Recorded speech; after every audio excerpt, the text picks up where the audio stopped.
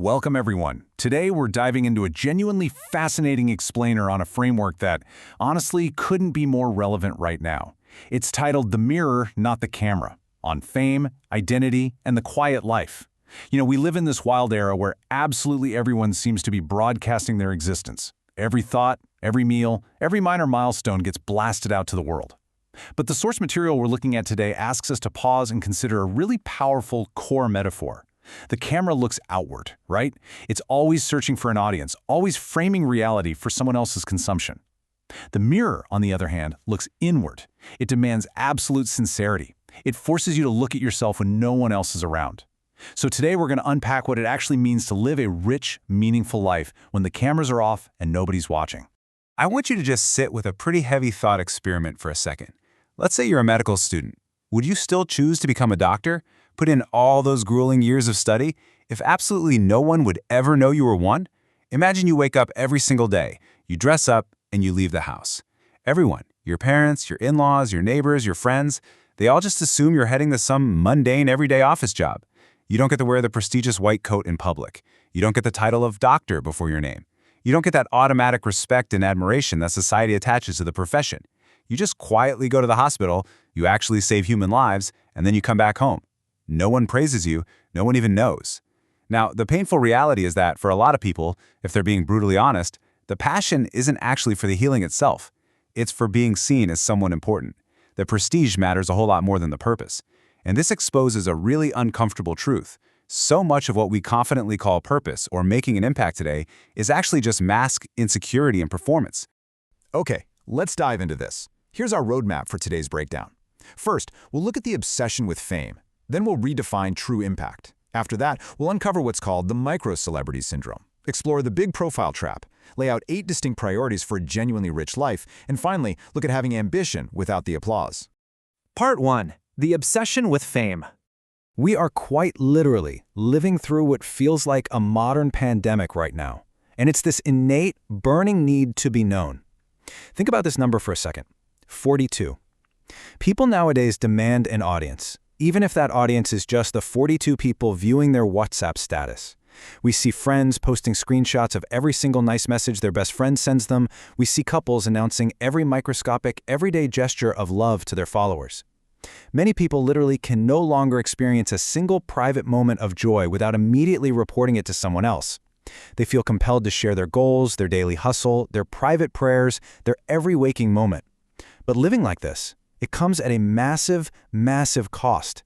It destroys your authenticity, it slowly ruins true family intimacy, and it completely strips away your mental peace because you're constantly living for the reaction of others.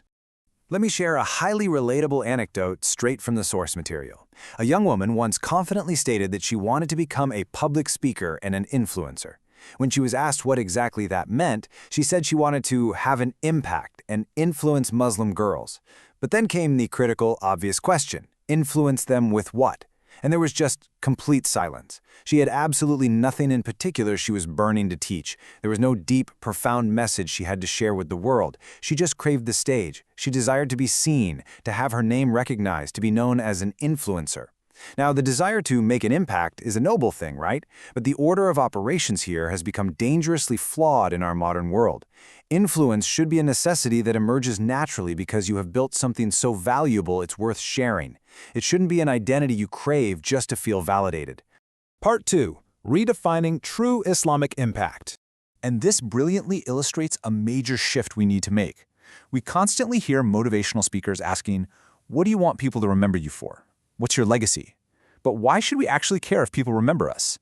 The traditional Islamic stance is drastically different from this modern obsession with legacy.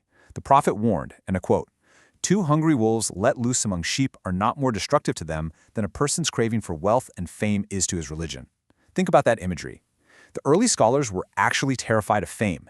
Imam Ahmad famously said, "I wish to be in a valley where no one knows me." Ibn Taymiyyah strictly warned that the one who seeks to be known and remembered, the Almighty will cause him to be forgotten. In Islam, being remembered by the masses isn't something you're supposed to chase. It's merely a byproduct of a life lived purposefully, quietly, and sincerely. So, if we aren't chasing a legacy of fame, how do we actually redefine impact?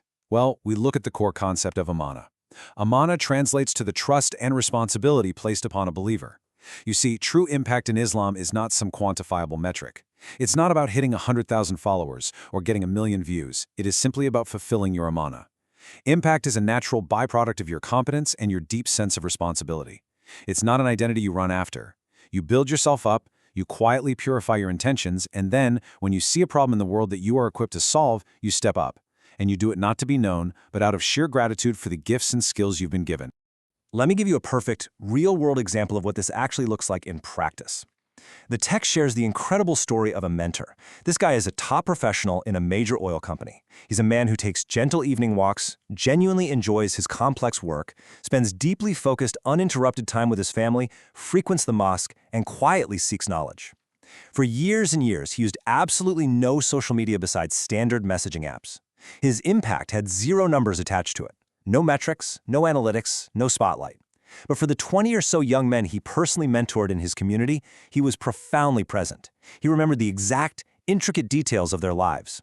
When he was invited to speak to university students, he came, he connected deeply with them, and then he just left, quietly. That kind of impact, it doesn't trend on social media, but it genuinely, permanently transforms lives. We really need to contrast this illusion of fame with the reality of quiet focus. Take the example of young, popular individuals who are well-known or famous in their local communities.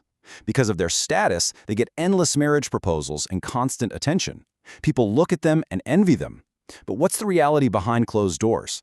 That fame actually stunts their personal growth. When they finally do get married, it becomes incredibly difficult for them to find fulfillment because they've spent so much time conversing with a multitude of potentials and managing their public image. Conversely, look at a person who keeps their attention highly focused, who lives a private life completely protected from all that external noise.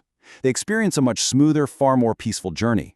Fame looks absolutely glorious from the outside looking in, but it is almost always accompanied by intense stress, a total lack of privacy, and overwhelming, exhausting responsibilities. The lesson here? Lie low, if you can. Vigorously protect your time and your inner peace. Part 3. The Micro-Celebrity Syndrome. Now, what's really interesting about this next concept is that it highlights a deeply concerning psychological trap, living exactly like a celebrity, even when you aren't one. And it all starts with a harsh, undeniable mathematical reality. More than 90% of your entire life will be unseen. Most of your marriage, the vast majority of your career, your moments of solitude, they are spent quietly. Only maybe 10% of your life involves people actually applauding you or noticing your achievements. Here's the trap. If you build your entire lifestyle, your career choices, and your daily habits specifically for that 10% seen life, if you make your major life choices based on how others are going to perceive you, you are mathematically destined for severe burnout and depression during the 90% of your life that is spent unseen. Let's break down this micro-celebrity syndrome a bit further. It essentially boils down to the difference between the camera lifestyle and the mirror lifestyle. When you're infected with this syndrome, your brain naturally exaggerates your 50 or 100 viewers into a massive stadium crowd, and you begin performing your life rather than actually living it. You start sampling life through a camera lens instead of tasting it with your heart. The author of our source text shares a really powerful personal anecdote about this. Weeks before their wedding, they completely deleted WhatsApp and stepped away from posting any statuses for 4 whole months. Why? Because they realized they were losing the fundamental ability to enjoy beautiful things without immediately thinking about the applause of their followers. They had seen couples sit down after a beautiful, expensive date night, completely ignoring each other, just checking their phones over and over to see how people reacted to their perfectly curated posts. By stepping away entirely, you preserve authentic family intimacy instead of suffering from what the text calls hollow solitude, a state where your quiet moments feel totally empty because your entire life has become one long, exhausting performance. Part 4. The Big Profile Trap. That constant performance mindset, it bleeds directly into our professional lives too, and it leads to this crushing modern pressure to look incredibly full on paper. We've all seen these bios online, right?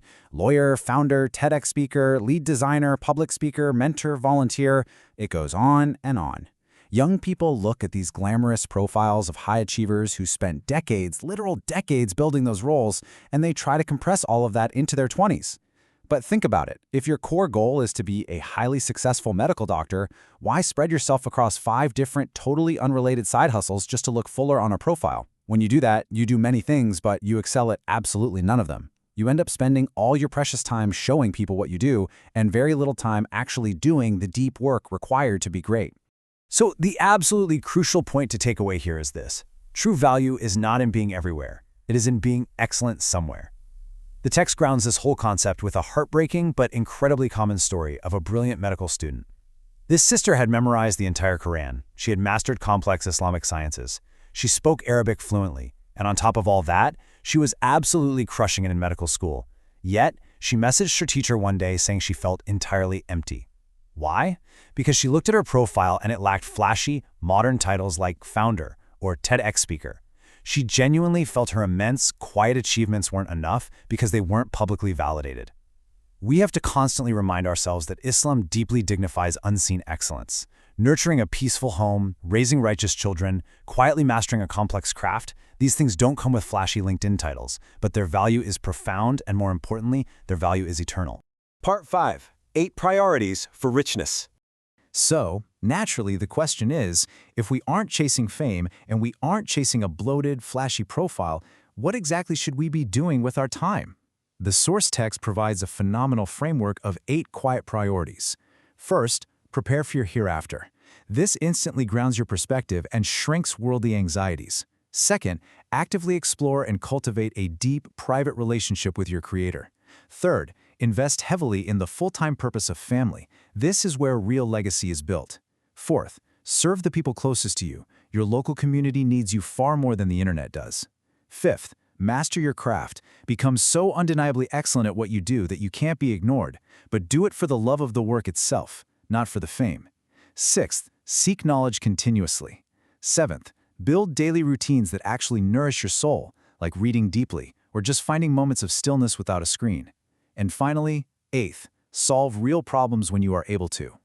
Embracing these 8 priorities allows you to earn well, to live beautifully, and to make a genuine difference without ever needing the world's constant validation. Part 6. Ambition without the applause. Now, as we wrap up, we need to provide some absolutely critical nuance on what this entire philosophy is not saying. This framework is not a call to be lazy. It's not an excuse to hide from the world or play small. Aiming high, building a massive, impactful business, writing a book, or stepping onto a public stage, these things are perfectly fine. They are encouraged even. Provided, and this is the key, provided they are firmly rooted in solving real problems and delivering genuine value to people. The extreme danger only arises when those actions stem from the other column, seeking influence purely for social approval, craving attention, and using public applause to medicate a fragile ego.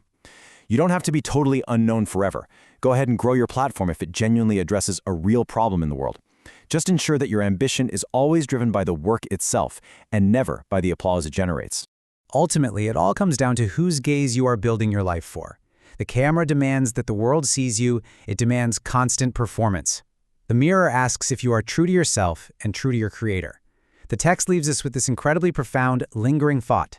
The world may never know your name, but if Allah knows your effort, you have succeeded. So, I want you to take a hard look at your own daily habits today. Look at your long-term goals, look at your screen time, and honestly ask yourself, are you performing for the camera, or are you reflecting in the